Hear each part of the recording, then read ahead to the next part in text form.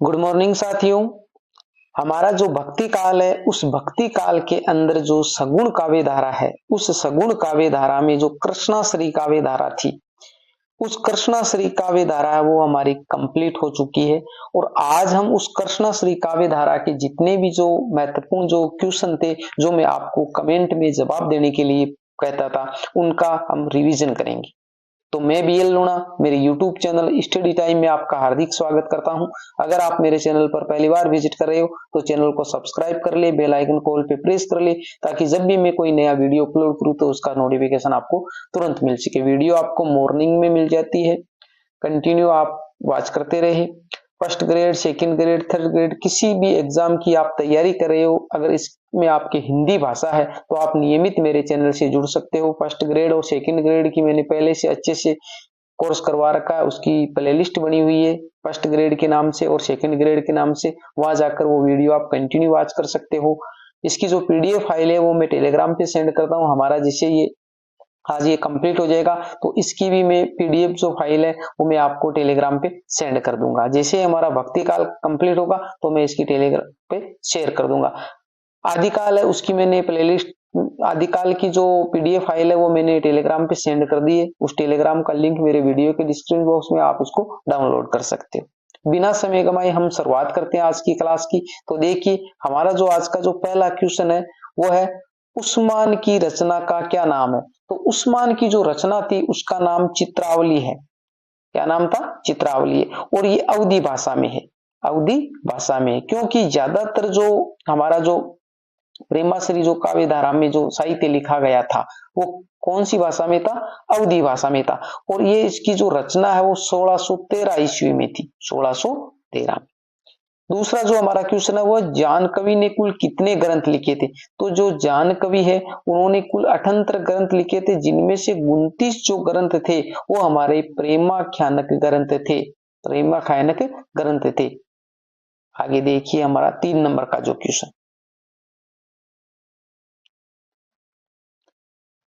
3 number का हमारा question है अनुराग बांसुरी रचना के रचनाकार है। तो अनुराग बांसुरी जो रचना है वो हमारी नूर मोहम्मद की है।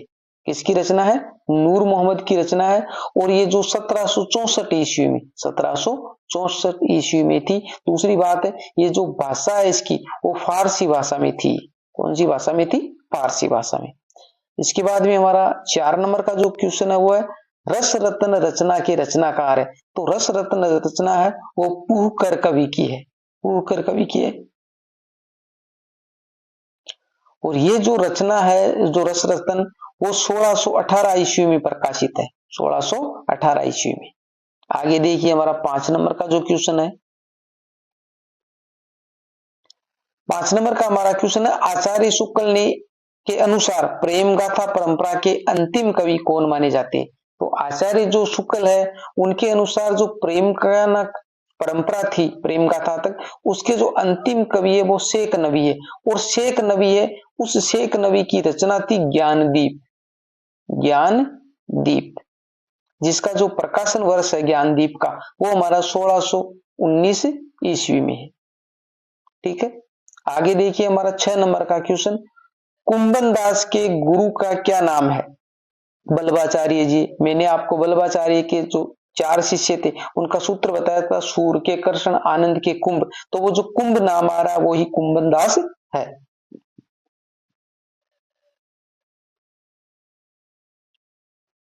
आगे हमारा है 7 नंबर का क्वेश्चन, अष्टछाप की स्थापना किसने की थी? तो अष्टछाप की स्थापना वो हमारे विठलनाथ ने की थी। अष्टछाप की स्थापना किसने की थी? विठलनाथ ने की थी। अब ये कब की थी? मैंने आपको बताया था 1565 ईस्वी में, 1565 ईस्वी में। 8 नंबर का हमारा क्वेश्चन है श्रीनाथ मंदिर की स्थापना किसने करवाई थी? तो श्रीनाथ मंदिर की स्थापना बल्लभाचार्य ने करवाई थी। और जो इसका शिल्पी था, बनाने वाला, वो कौन था? पूर्णमल खत्री, पूर्णमल खत्री। 9 नंबर का हमारा क्वेश्चन है पुष्टि मार्ग की स्थापना किसने की थी? तो पुष्टि मार्ग की स्थापना भी कौन करने वाले थे? बल्लभाचार्य जी करने वाले थे। यानी पुष्टि मार्ग की स्थापना, बल्लभ संप्रदाय की स्थापना, ये सारे बल्लभाचार्य जी ने किए और अष्टचाप की स्थापना वो विठलनाथ ने किए। बल्लभाचार्य जी के पुत्र थे हमारे विठलनाथ। आगे थे, तो ये आंसर हो गया बल्लभाचार्य। 10 नंबर का हमारा क्वेश्चन है, नंददास के गुरु का नाम है। तो मैंने बताया था विठलनाथ है। दूसरी बात है, पहला सूत्र क्या था, जो 4 शिष्य, जो अष्टधाम में 4 शिष्य वो बल्लभाचार्य जी के थे और 4 शिष्य वो विठलनाथ के थे। पहला सूत्र था सूर के कर्षण आनंद के कुंभ, और दूसरा था नंद के गोविंद, नंद के गोविंद, और चतुर छोतुम, तो ये नंददास है। तो नंददास के कौन है, विठलनाथ, यानी गुरु कौन है, विठलनाथ। 11 नंबर का क्वेश्चन है, सूर सागर रचना के रचनाकार है। तो सूर सागर रचना है वो किसकी है, वो हमारे सूरदास की है। सूर सागर रचना किसकी है, सूरदास की, और ये सूरदास की श्रेष्ठ रचना है, सूरदास की श्रेष्ठ रचना है। 12 नंबर का क्वेश्चन है, सूरदास का जन्म कब हुआ था। तो 1478 ईस्वी में सूरदास का जन्म हुआ था।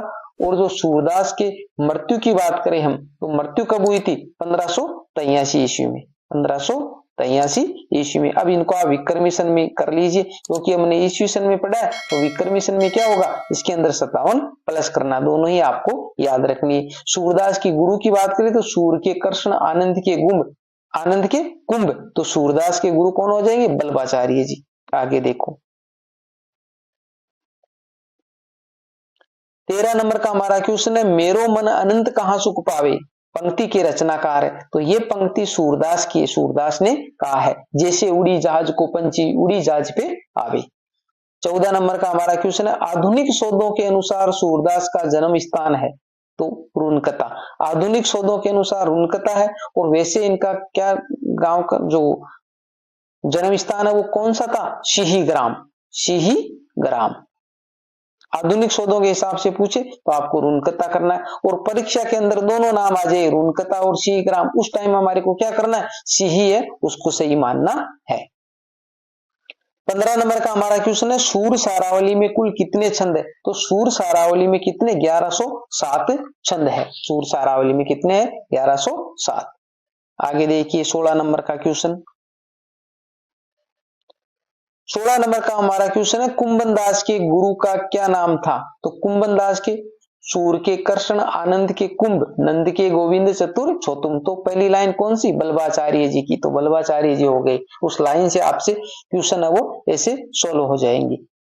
17 नंबर का क्वेश्चन है, अष्टचाप के सबसे वरिष्ठ कवि कौन माने जाते। तो अष्टचाप के मैंने आपको बताया था, अष्टचाप के सबसे वरिष्ठ कवि कुंभन दास है, अष्टचाप के सबसे कनिष्ठ कवि नंददास है, अष्टचाप के कुशाग्र बुद्धि कवि कर्षणदास है, अधिकारी कवि कर्षणदास है। तो ये सारे मैंने अच्छे से आपको बताए।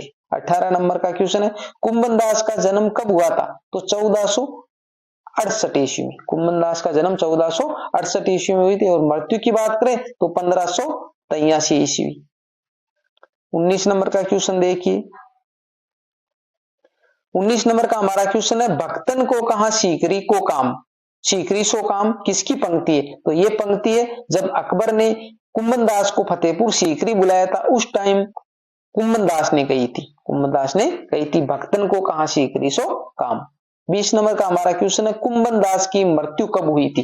कुंभन दास की मृत्यु कब हुई थी, जो ऊपर हमने चर्चा कर ली है 1583 में। 21 नंबर का हमारा क्वेश्चन है, कृष्णदास का जन्म कब हुआ था। कृष्णदास का जन्म कब हुआ था। तो 1496 ईस्वी में हुआ था। और मृत्यु की बात कर लेते हैं तो मृत्यु कब हुई थी, 1578 ईस्वी में, 1578 ईस्वी में।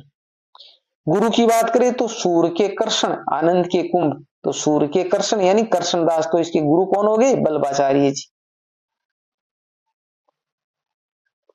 22 नंबर का हमारा क्वेश्चन है, कृष्णदास के गुरु का क्या नाम है, अभी बात कर ली, बल्लभाचार्य जी।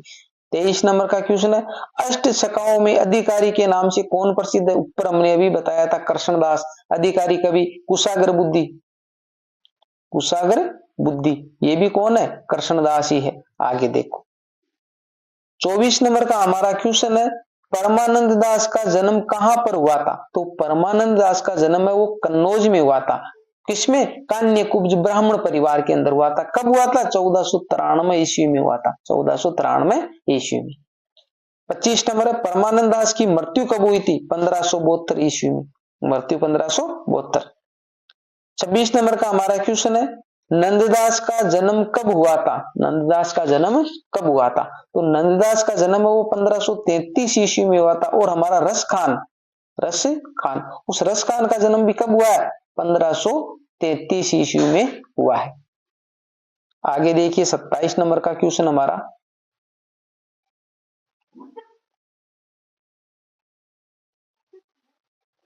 27 नंबर का हमारा क्वेश्चन है, वह कौन सी रचना है जिससे नंददास की भाषा विषय प्रौढ़ ज्ञान और पांडित्य का पता चलता है? तो वो जो रचना है हमारे नंददास की वो है मानमंजरी। मानमंजरी में ये बात लिखी गई है कि उसके जो भाषा विषय प्रौढ़ ज्ञान है और पांडित्य का द्योतक यानी उसका पता चलता है। 28 नंबर का हमारा क्वेश्चन है, नंददास को जड़िया कवि किस रचना के आधार पर माना गया है? तो वो रास पंचाध्यायी है। रास पंचाध्यायी के आधार पर नंददास को जड़िया कवि माना गया है। हमारा 29 नंबर का क्वेश्चन है, अष्टछाप के कवियों में सबसे कनिष्ठ कवि किसे माना गया है? तो बात कर ली है हमने, नंददास को कनिष्ठ माना है, कुंभनदास को वरिष्ठ माना है और कृष्णदास को कुशाग्र बुद्धि माना गया है। 30 नंबर का हमारा क्वेश्चन है, मानमंजरी किसकी रचना है? तो वो नंददास की रचना है। मानमंजरी किसकी रचना है? नंददास की। 31 नंबर का हमारा क्वेश्चन है, दान लीला किसकी रचना है? तो वो चतुर्भुज दास की है। दान लीला किसकी है? चतुर्भुज दास की। इसके अलावा चतुर्भुज दास की एक रचना और है, हितजू को मंगल। हितजू को मंगल। 32 नंबर का हमारा क्वेश्चन है, चतुर्भुज दास का जन्म कब हुआ था? 1530 ईस्वी में जन्म हुआ था। और मृत्यु की बात करें तो 1585 ईस्वी। 1585 ईस्वी। 33 नंबर का हमारा क्वेश्चन है, गोविंद स्वामी का संबंध राजस्थान के किस जिले से था? तो भरतपुर के, यानी गोविंद स्वामी है वो भरतपुर, यानी अष्टछाप के जो कवि थे हमारे अष्टछाप, उस अष्टछाप के अंदर ये महत्वपूर्ण हो जाते हैं। क्यों हो जाते हैं? क्योंकि ये अकेले कवि थे जिनका संबंध है वो राजस्थान से था और कवियों का संबंध राजस्थान से नहीं था। तो ये भी क्वेश्चन पूछा गया कि वो कौन सा कवि है जिसका संबंध राजस्थान से है? तो वो हमारे गोविंद स्वामी है। 34 नंबर का हमारा क्वेश्चन है, छीत स्वामी किस नाम से प्रसिद्ध थे? तो छितू चौबे नाम से ये प्रसिद्ध थे। 35 नंबर है, भार भये नवकुंज सदन ते आवत लाल गोवर्धन धारी पंक्ति के रचनाकार है। तो ये छीत स्वामी है। 36 नंबर का हमारा क्वेश्चन है, मीराबाई के पति का क्या नाम था? तो मीराबाई के पति का नाम है वो भोजराज है। और भोजराज कौन थे? जो मेवाड़ जो हमारे शासक थे, कौन? सांगा, महाराणा सांगा। महाराणा सांगा, तो उसके पुत्र थे। आगे देखिए, तो ये रहे भोजराज। मीरा की भक्ति किस तरह की थी? माधुर्य भाव की या फिर दाम्पत्य बोल सकते हैं, दाम्पत्य भक्ति। 38 नंबर है, मीरा की रचनाओं का संकलन मीरा पदावली नाम से किसने किया? महत्वपूर्ण क्वेश्चन है, आचार्य परशुराम चतुर्वेदी ने, कई बार पूछा जा चुका है। 39 नंबर का क्वेश्चन है, मीराबाई की काव्य भाषा कौन सी थी? तो राजस्थानी मिश्रित ब्रज भाषा, यानी राजस्थानी के साथ में ब्रज भाषा के शब्द भी मिले हुए थे। 40 नंबर का हमारा क्वेश्चन है, मीरा का विवाह कब हुआ था? 1516 ईस्वी में। अब देखिए 1504 के अंदर मीरा का जन्म होता है। मीरा का जन्म होता है। 12 वर्ष के बाद में मीरा का क्या विवाह हो जाता है? तो 16 में क्या हो जाता है? इनका विवाह हो जाता है मीरा का। फिर हमारा 1546 ईस्वी उसके अंदर मीरा की मृत्यु है। और एक जो बीच में आ गया 1523, 1523 के अंदर मीरा है वो क्या है? विधवा हो गई थी। यानी इसके विवाह के 7 वर्ष बाद ही मीरा को वेदव्य भोगना पड़ा था। वेदव्य। तो अब देखिए 1504 हो जाएगा जन्म, 1516 हमारा हो गया विवाह, 1523 में हो गया वेदव्य यानी विधवा हो गई, और 1546 ईस्वी में मीरा की मृत्यु हो गई। तो ये जो डेट है वो आपको याद रखनी है। यानी 12 वर्ष की उम्र में मीरा का विवाह हो गया था, फिर उसके 7 वर्ष बाद में मीरा वो विधवा हो गई थी। सुदामा चरित्र के रचनाकार है तो नरोत्तम दास। 42 नंबर का हमारा क्वेश्चन है, रस खान का मूल नाम क्या था?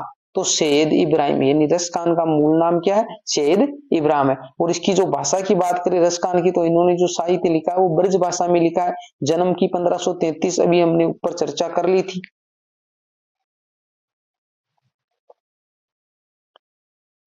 43 नंबर का हमारा क्वेश्चन है, प्रेम वाटिका किसकी रचना है? तो प्रेम वाटिका वो हमारे रसखान की रचना है। ठीक है, इसके अलावा दान लीला वो भी रसखान की है। 44 नंबर का हमारा क्वेश्चन है, रसखान के गुरु का क्या नाम है? तो रसखान के गुरु है वो विठल नाथ थे।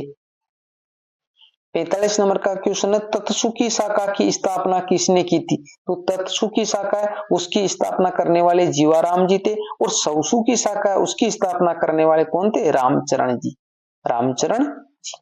तो ये हमारे 45 क्वेश्चन थे, जो हमारे सगुण जो काव्य धारा है उसकी दो शाखाएं थी, कृष्णाश्री और प्रेम रामाश्री। तो हमने कृष्णाश्री काव्य धारा का रिवीजन किया। अब इसके बाद में हम जो सगुण है उसकी रामाश्री काव्य धारा उसको पढ़ेंगे, फिर उसका रिवीजन करेंगे, और उसके बाद में हमारा भक्ति काल है वो कंप्लीट हो जाएगा। ठीक है, उम्मीद करता हूँ ये क्लास आपको अच्छी लगी होगी। अच्छी लगी है तो जाते जाते इसको लाइक करिए, अपने दोस्तों के साथ में भी शेयर करिए। चैनल को अभी तक आपने सब्सक्राइब नहीं किया तो सब्सक्राइब जरूर कर ले। मिलते हैं अगली वीडियो में, तब तक के लिए जय भीम, जय भारत।